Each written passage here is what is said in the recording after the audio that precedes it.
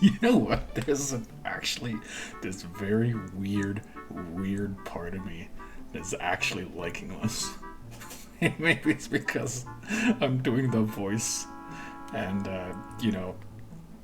when you hear it read out loud, you realize how absurd it is. I don't know. It's something. Anyway, on to chapters 5 and 6. Chapter 5. AN. Stop flaming.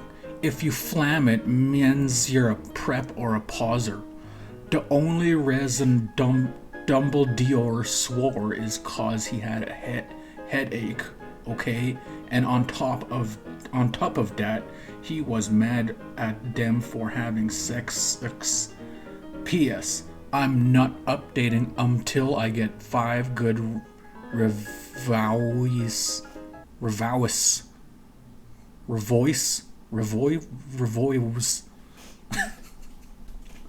Dumbledore made Draco and I follow him. He kept shouting at us angrily. "You ludicrous fools," he shouted. I started to cry tears of blood down my pallid face. Draco comforted me. When we went back to the castle, Dumbledore took us to Professor Snape and Professor McGonagall, who were both looking very angry. They were having sexual intercourse in the Forbidden Forest, he yelled in a furious voice. Why did you do such a thing, you mediocre dunces? Asked Professor McGonagall. How dare you? Demanded Professor Snape. And then Draco shrieked, Because I love her! Everyone was quiet. Dumbledore and Professor McGonagall still looked mad, but Professor Snape said, Fine, very well, you may go up to your rooms. Draco and I went upstairs while the teachers glared at us. Are you okay, Ebony? Draco asked me gently. Yeah, I guess. I lied.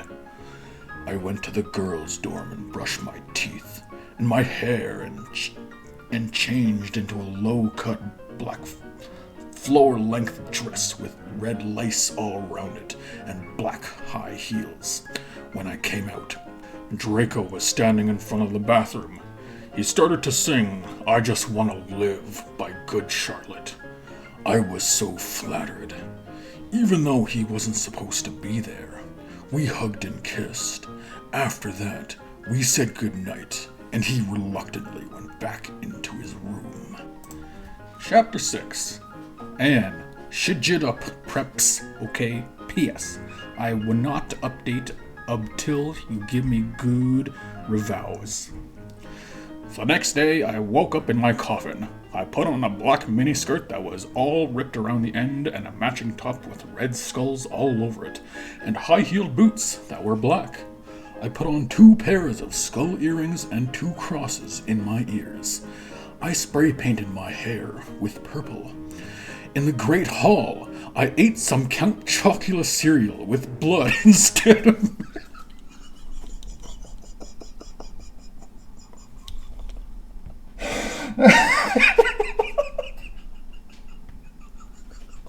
What? Fucking what? I'm sorry, Jesus Christ.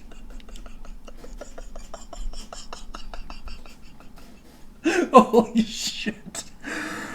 Oh my god. Oh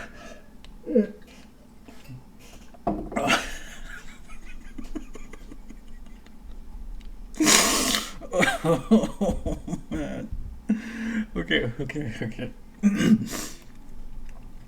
In the Great Hall, I ate some Count Chocula cereal with blood instead of milk and a glass of red blood. Suddenly, someone bumped into me.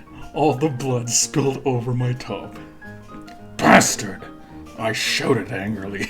I regretted saying it when I looked up, because I was looking into the pale white face of a gothic boy with spiky black hair with red streaks in it.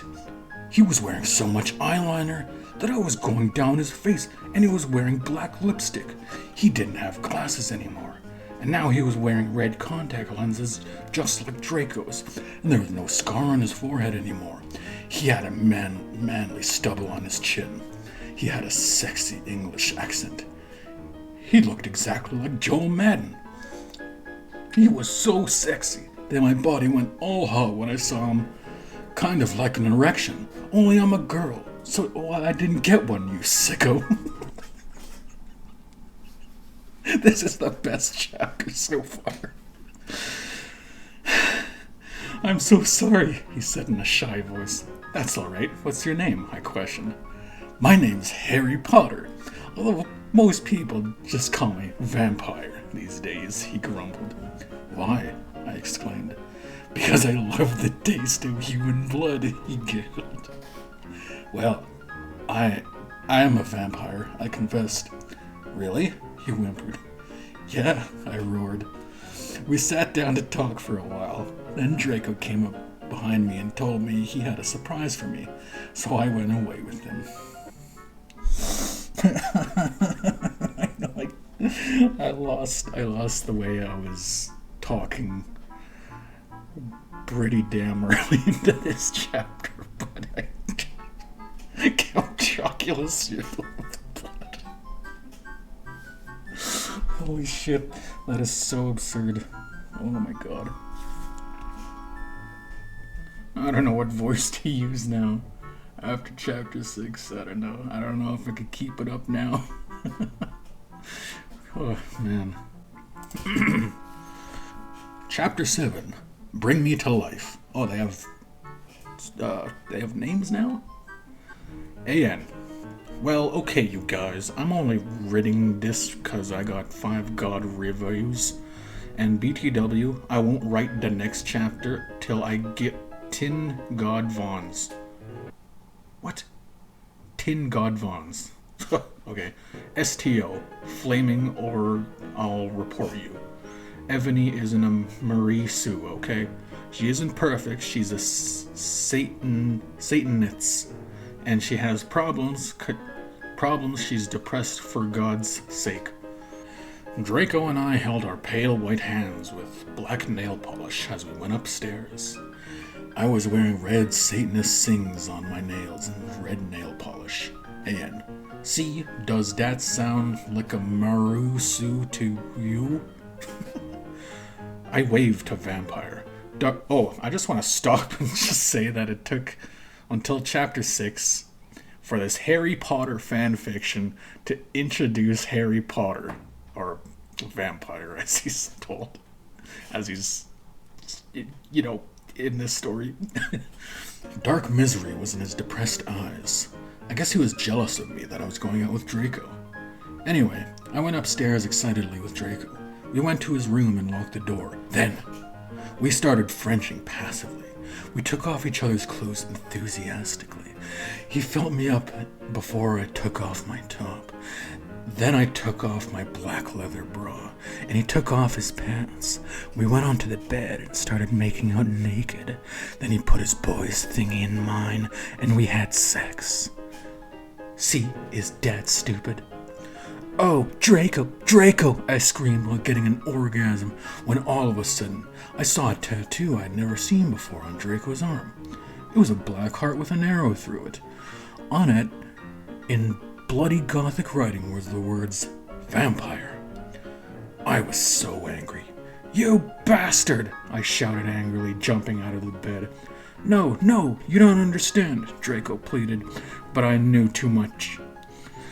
No, you fucking idiot, I shouted. You probably have AIDS anyway. That's pretty good. I put on my clothes all huffily and stomped out. Draco ran out even though he was naked. He had a really big you-know-what, but I was too mad to care.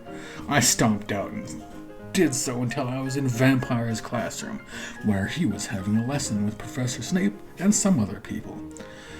Vampire Potter, you motherfucker! I yelled. Now that's how you end a fucking chapter. Chapter 8. Ooh, this one's pretty long. AN. Actually, I just figured out what AN. It's author's note. I'm a fucking moron. Stop flassing, okay? If you do, then you are a prep. What the hell does flassing mean? Everyone in the class stared at me. Then Draco came into the room even though he was naked, and started begging me to take him back. Ebony, it's not what you think, Draco screamed sadly. My friend Bloody Mary Smith smiled at me understatedly. She flipped her long waist-length gothic black hair and opened her crimson eyes like blood that she was wearing contact lenses on. Am I having a stroke, or was that literally how it was? Anyway, she had pale white skin that she was wearing white makeup on. Hermione was kidnapped when she was born. Her real parents are vampires, and one of them is a witch. But Voldemort killed her mother, and her father committed suicide because he was depressed about it. She still has nightmares about it, and she is very haunted and depressed. It also turns out her last name is Smith, not Granger. Since she has converted to Satanism, she is in Slytherin now, not Gryffindor. What is it that you desire, you ridiculous dimwit? Snape demeaned angrily in his cold voice, but I ignored him. Vampire! I can't believe you cheated on me with Draco! I shouted at him. Everyone gasped. I don't know why Ebony was so mad at me. I went out with Vampire. I'm bi, and so is Ebony. For a while, but then he broke my heart. He dumped me because he liked Brittany, a stupid preppy fucker, and we're just good friends now. He had gone through horrible problems, and now he was gothic. Like I would hang out with a prep. But I'm not going out with Draco anymore, said Vampire. Yeah, fucking right. Fuck off, you bastard, I screamed. I ran out of the room and into the Forbidden Forest where I'd lost my virility to Draco, and then I started to bust into tears. Oh shit, the next one's chapter 9. Okay, it's not as long as I thought. Not as long as Draco's you-know-what.